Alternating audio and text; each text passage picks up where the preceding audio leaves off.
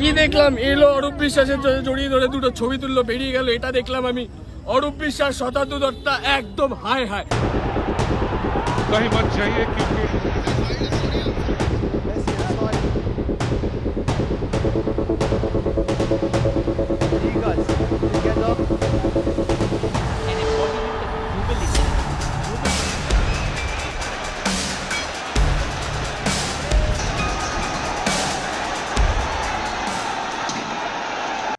আহা, লিওনেল মেসির এই সুবিখ্যাত কলকাতা সফর সত্যি এক অনবদ্য অবিস্মরণীয় মহাকাব্য। তবে এই মহাকাব্য রচিত হলো সুযোগের সদ্ব্যবহারে নয়, বরং নিখুঁত উচ্ছৃঙ্খলতায়। কোটি টাকার এক আন্তর্জাতিক সুযোগকে কিভাবে দক্ষতার সাথে শূন্যে পরিণত করা যায় তা এই রাজ্যের ক্ষমতাসীনেরা প্রমাণ করে দেখালেন। তাদের অসাধারণ ব্যবস্থাপনা, দক্ষতার কাছে আমাদের মাথা নত করতেই হয়, বিস্ময়ে, ক্ষোভে, ধিক্কারে। আসুন আমরা সকলে মিলে এই তথাকথিত সম্মানীয় রাজ্য সরকার এবং সংশ্লিষ্ট সংগঠক সংস্থাদের নির্লজ্জ তুলনাহীন সাফল্যকে অভিবাদন জানাই। তারা শুধু একটি খেলার আয়োজন করেননি, তারা ভিআইপিদের সীমাহীন লোভ এবং প্রশাসনিক অদক্ষতার এমন এক নিখুঁত প্রদর্শনী মঞ্চস্থ করেছেন যা ক্রীড়া জগতের প্রহসনের ইতিহাসে রক্তাক্ষরে লেখা থাকবে। বছরের পর বছর ধরে আমরা গণতন্ত্রের পাঠে পড়েছি সরকারের কাজ জনগণের সেবা করা, কিন্তু মেসি সফরের দিন সব নিয়ম উল্টে গেল, যেন উল্টো রথের মেলা। স্পষ্ট বোঝা গেল দর্শকরা এখানে এসেছিলেন মূলত মন্ত্রী, মুখ্যমন্ত্রী সহ অন্যান্য মন্ত্রীদের আত্মীয় ও সাঙ্গপাঙ্গদের সেলফি তোলার মহড়া দেখতে। ৮০,০০০ ফুটবল প্রেমী, যাদের অনেকেই নিজেদের কষ্টার্জিত সঞ্চয় উজাড় করে, কেউ কেউ তো ঋণ করে এসেছিলেন ফুটবলের জাদুকরকে এক ঝলক দেখার জন্য।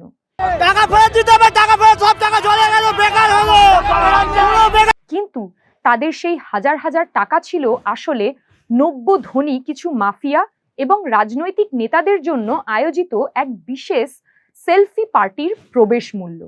তারা মেসিকে দেখতে এই টাকা দেননি, বরং মন্ত্রী এবং তাদের অনুচরদের ইনস্টাগ্রামে নিজেদের বাহারি মুখবদন পোস্ট করার রাজকীয় অধিকার কিনে দিয়েছেন। সরকারের প্রকৃত সাফল্য নিহিত ছিল বিশৃঙ্খলতা আর অব্যবস্থাপনায়। আচ্ছন্ন ফটো বুথের একজন মডেল হিসেবে বিশ্বের শ্রেষ্ঠ ফুটবলারকে ব্যবহার করতে পারায়।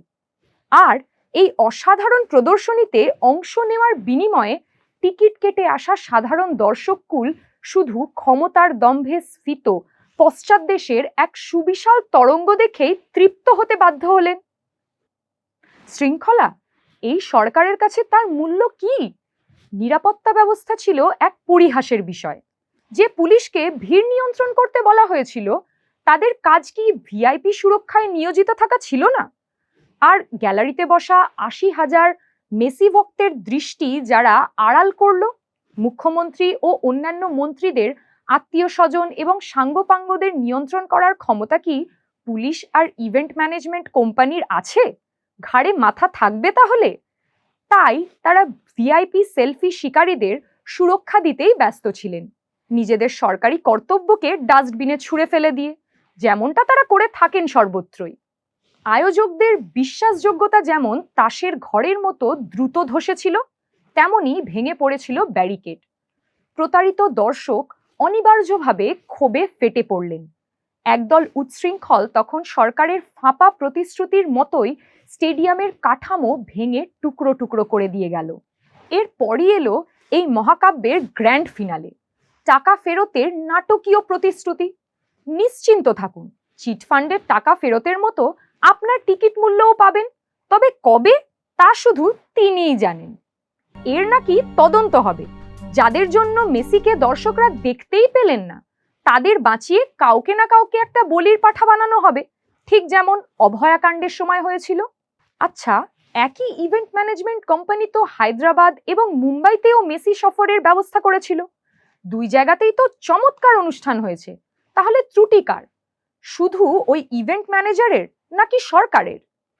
পিসি ভাইপোর বাড়ির সবারই তো সেলফি তোলার প্রদর্শনী দেখার মাসুল আপনাকেই দিতে হবে। মেসি মেস নিছক একটি অনুষ্ঠান ছিল না, এটি ছিল একটি নিখুঁতভাবে সম্পাদিত রাজনৈতিক নাটক, যা দেখালো হাজার হাজার টাকা খরচ করে টিকিট কেটে আসা দর্শকরা নয়, ব্যানার্জি পরিবার আর কয়েকজন মন্ত্রীর ব্যক্তিগত ছবি তোলাই সরকার এবং আয়োজকদের কাছে একমাত্র অগ্রাধিকার। অভিনন্দন পশ্চিমবঙ্গ সরকার, আপনারা হাজার হাজার ফুটবল ফ্যানকে দূরে সরিয়ে দিয়েছেন এবং গর্ব করার মতো একটি অনুষ্ঠানে সাফল্যের সাথে আন্তর্জাতিক কলঙ্ক লেপে দিতে পেরেছেন। মেসি সফরের এই বিশৃঙ্খলা আন্তর্জাতিক বড় ক্রীড়া ইভেন্টের আয়োজনের ক্ষেত্রে কলকাতার সুনামের ওপর এক গভীর স্থায়ী কালো ছায়া ফেলবেই। অব্যবস্থাপনা এবং রাজনৈতিক মাতব্বরিতে দৃশ্যমান ব্যর্থতা বিশ্বমঞ্চে এই শহরের ভবিষ্যতের বিশ্বাসযোগ্যতার ক্ষেত্রে বিরাট প্রশ্নচিহ্ন তুলে দিয়েছে নিঃসন্দেহে।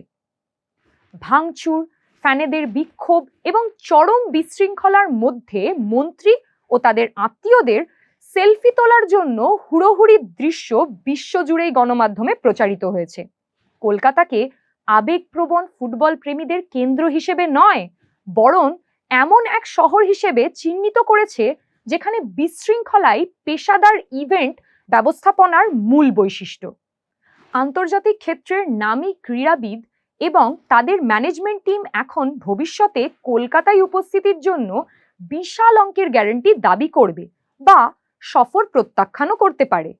কোনো বড় ক্রীড়া ব্যক্তিত্বই সতর্কতার সাথে নিজেদের তৈরি ব্র্যান্ডকে উচ্ছৃঙ্খল মন্ত্রীদের হুড়োহুড়িতে কলঙ্কিত হতে দিতে চান না।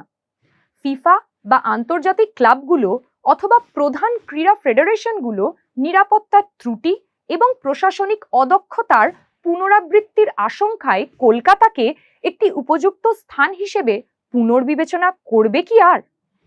মেসি মেস থেকে সৃষ্ট ক্ষতি কেবল সুনামের মধ্যেই সীমাবদ্ধ নয়, এর অর্থনৈতিক পরিণতিও রয়েছে।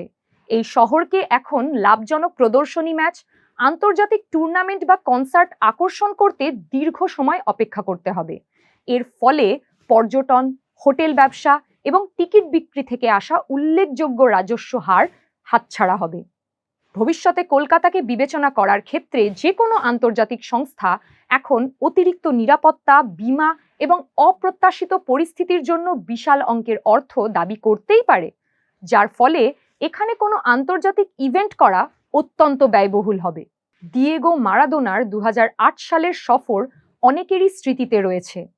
এই অনুষ্ঠান দেখিয়েছিল যে ব্যবস্থাপনা যখন দক্ষ ও পেশাদার হয় এবং সরকার যদি দখলদারির ভূমিকা নেওয়ার পরিবর্তে সহায়ক শক্তিরূপে কাজ করে, তাহলে কলকাতা যে কোনো বিশ্ব তারকাকেই সফলভাবে বরণ করে নিতে সক্ষম। মারাদোনার ভ্রমণসূচি ছিল শহর এবং মফস্বলের মধ্যে বোনা নিখুঁত পরিকল্পনা, যা শুধু সল্টলেক স্টেডিয়ামের বিশাল মঞ্চই নয়, মহেশতলা থেকে মোহনবাগান ক্লাবের মাঠ পর্যন্ত বিস্তৃত ছিল। তিনি মাদার টেরেসার বাড়ি এবং জ্যোতি বসুর বাড়িতেও গিয়েছিলেন। এই 5টি স্থানেই উৎসাহী ভক্ত ফ্যানদের দল একত্রিত হয়েছিলেন, ঘন্টার পর ঘন্টা ধৈর্য ধরে অপেক্ষা করেছিলেন ফুটবলের রাজপুত্রকে এক ঝলক দেখতে। 2011 সালে কলকাতায় আয়োজিত ভারতের প্রথম ফিফা ফ্রেন্ডলি ম্যাচ, যেখানে মেসি, ডি মারিয়া, আগুয়েরা সহ তারকা খচিত আর্জেন্টিনা দল ভেনিজুয়েলার মুখোমুখি হয়েছিল, তা বিশ্বমানের ক্রীড়া ইভেন্ট নিখুঁতভাবে সম্পাদনের ক্ষেত্রে বাংলার সক্ষমতার এক উজ্জ্বল প্রমাণ। এই অসাধারণ খেলা সরকারি আমলাতন্ত্রের নিয়মের বেড়াজাল বা মন্ত্রীদের আস্ফালনের মঞ্চে পরিণত হতে পারেনি, কারণ ফিফার আইন অনুযায়ী একটি ইভেন্ট ম্যানেজমেন্ট সংস্থাই ছিল মূল উদ্যোক্তা। সাম্প্রতিক বিশৃঙ্খল অধ্যায় শুরু হওয়ার বহু আগে থেকেই পশ্চিমবঙ্গ বিশ্ব ফুটবলের মহাতারকাদের আতিথেয়তা দিয়েছে। বিগত 4 দশক ধরে কলকাতা শ্রদ্ধাভরে সাক্ষী হয়েছে ফুটবলের সর্বকালের সেরা কিছু নায়কের। Pele, Socrates, Oliver Kahn, Ronaldo, Romario, Diego Forlan সহ অনেক ফুটবল তারকা। সমগ্র বিশ্ব বাংলার ফুটবল প্রেমীদের শৃঙ্খলা এবং আবেগের এক অসামান্য মেলবন্ধন প্রত্যক্ষ করেছিল এইসব অনুষ্ঠানে। লক্ষ জনতা ইভেন্ট জুড়ে সুশৃঙ্খল আচরণ এবং সম্মানের পরিবেশ বজায় রেখেছিল। এই সোনালী স্মৃতিরেখাগুলো যা সুশৃঙ্খল উদ্দীপনায় পূর্ণ, সেটাই বাংলার ফুটবলের অক্ষয় উত্তরাধিকার নির্মাণ করেছে। সাম্প্রতিক ব্যর্থতা দেখিয়েছে যখন ব্যক্তিগত প্রচার এবং রাজনৈতিক মাতব্বরি বিপুল অর্থ দিয়ে টিকিট কাটা উৎসাহীদের নিরাপত্তা এবং অভিজ্ঞতার চাইতে বেশি অগ্রাধিকার পায়, তখন বিপর্যয় নিশ্চিত।